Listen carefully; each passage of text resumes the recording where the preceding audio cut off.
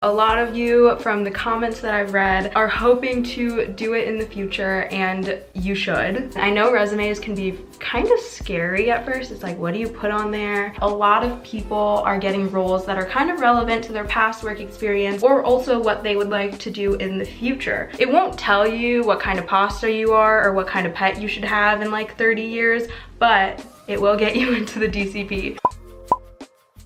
It feels weird not being in a car, honestly. Like, should I go sit in my car and do this video?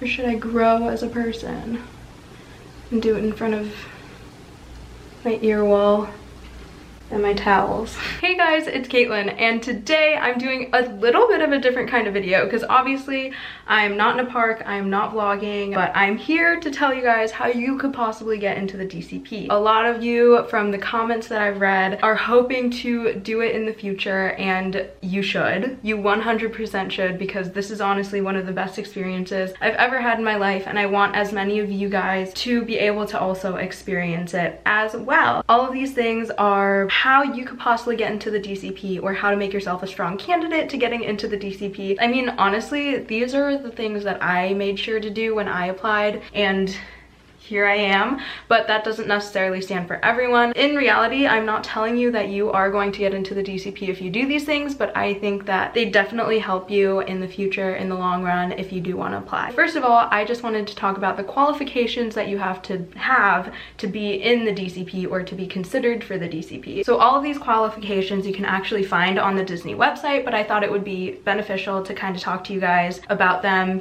in this video. So the first thing is that you have to be enrolled in college, whether you're enrolled in the US or in Puerto Rico. You have to have graduated within 24 months, so you have 2 years to apply after your graduation. You have to be at least 18 years old to apply, which normally is not too big of a deal because normally when you're in college, I think most people are 18.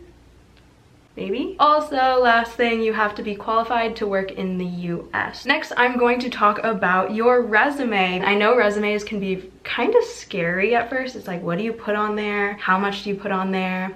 Well, I'm about to tell you. I'm not here to teach you how to write a resume. You could go to your college and you could go to your advisor for that help, but I'm kind of like here to show you how to fluff it up for the DCP and the steps that I took myself before I submitted my own application to the DCP. First things first is think of every single thing that you can use as job experience. And this doesn't have to be a paying job. This could be volunteer work. This could be clubs at school. It could literally be anything that shows that you know how to work with people. For me personally, I decided to wait until after I graduated college to do the DCP because I felt like I had a lot more experience to put on my resume, and with all of that experience, I felt like there was a bigger chance that I would be accepted. So the next thing is, this is public information, so don't worry, I'm not sharing a Disney secret, but Disney has 5 keys, and these 5 keys are the top qualities that Disney looks for in cast members, and they want us cast members to prioritize. If you fluff up your resume and kind of show how you've used these 5 keys in your past work experience, that's also a big bonus point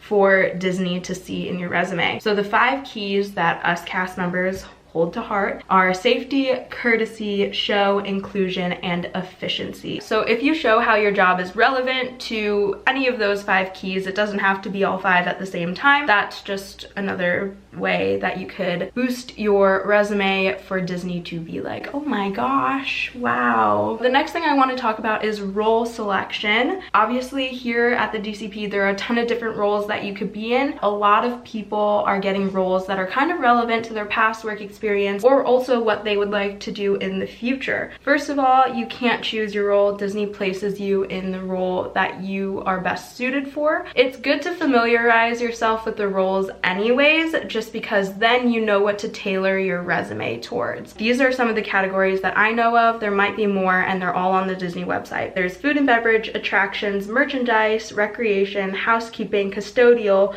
parking, and entertainment. Those are all the categories that I know of. From what I know, a lot of my friends are actually placed in roles that are kind of relevant to them, because I've had friends who work at like coffee shops in the past and now they're in food and beverage, or people who have worked a lot of retail in their life and now they're in merchandise. So it kind of just depends on what your past experience is and what you choose to put on your resume and what you choose to have Disney see as your past experience. So this, like I said, goes hand in hand a lot with your resume, because you can choose what you put on there and you can choose what Disney sees that you've done in the past, so that they can place you in a role where they feel like you can excel. For me, I'm in children's activities, and I feel like that's because I put my major focus is education, and also on my resume I showed that I've done a lot of swim lessons, I've done a lot of lifeguard training, I've done a lot of tutoring with little kids, so it's just like I know how to work with kids. So they saw that and they were like, oh, children's activities. But like I said multiple times in this video, my brain is not Disney, so I don't know what they're gonna do. This is not a given. What I've seen so far is that a lot of people that are in my role as children's activities either focused on education in the past, or they focused on theater and entertainment in the past. In this role, we talk a lot in front of crowds, so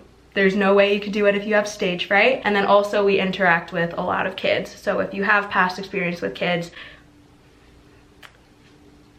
you might get this role. I'm not sure. I gave a lot of examples already, but if you would want to be in merchandise, I would highlight a lot of retail or sales experience from the past. If you want to be in recreation, all of those roles are safety critical, so I would show that you've been in a place where you're in a safety critical role, like a lifeguard or a bus driver, truck driver, anything where people's lives are at stake. If you know how to work in an emergency, you can show that in your resume and possibly get a recreation role. Once again, I just want to say that you cannot choose your role in the DCP. I don't know the process of how people get put in roles, but once again, this is just a way to boost your resume and boost your application to possibly getting the role that you would like. A lot of people say that I like stick my hand up in the air when I talk a lot as I'm vlogging, and you're not wrong. I do that a lot, and I didn't realize that I did that. The last thing that I wanted to talk about in this video is the web interview. There was no phone interview, so I don't have that in this video just because I don't really have the experience to talk about it. But I did want to talk about the web-based interview because that is really the only interview that you have to go through to get into the DCP at this time. A lot of people don't know what to expect in the web-based interview, and it's not anything super crazy. In my opinion, it's honestly kind of like a long personality test. So if you like BuzzFeed quizzes, it won't tell you what kind of pasta you are or what kind of pet you should have in like 30 years, but it will get you into the DCP. So like I said, it is kind of like a long personality test. All the questions are kind of like multiple choice questions, or they're kind of like, are you most likely to or least likely to do this thing or enjoy this thing? There are no situational questions at all, so you don't have to like study. They're not gonna ask you, what are you gonna do if this happens? But it's more like, are you likely to budget your money? Are you likely to enjoy living with roommates? Are you likely to be okay working outside for an extended period of time? So it's kind of like those kinds of questions, and you just have to be like most likely to, not likely to, neutral. You know, I feel like a lot of people have taken those kinds of quizzes before. My biggest tip for the web-based interview is to be yourself when answering these questions. Like, don't lie to yourself. Don't lie to Disney. Like, who would lie to Disney? I don't know. Honestly, stay true to yourself. This is a part of the interview process for a reason. They want to get to know you. They want to know what role you're most suited for. Like, they want to know if you're capable of working indoors, outdoors, with a lot of people, not with a lot of people, one-on-one, in groups. So it's just like, this test is here for a reason. It's in the interview process for a reason. So don't just like lie and think that you're going to get into the DCP by lying. But yeah, I mean, like I said, this whole video, it's just my opinion. I'm just here to help out. So that is all. That was a lot of talking.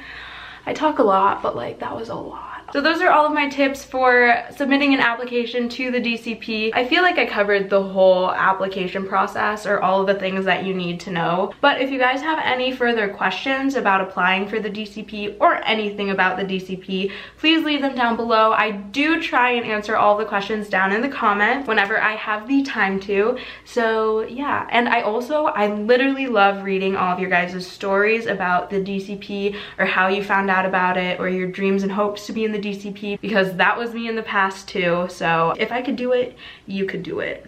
Honestly. If you guys have any suggestions for videos, please leave those as well in the comments, because I'm kind of like running out of ideas. Like, I do have ideas, but I just don't know if you guys want to see them. So like, let me know what kind of videos you would like to see. But other than that, that is all for this video. Thank you guys so much for watching. Make sure you comment and subscribe, and I'll see you in my next video. Bye!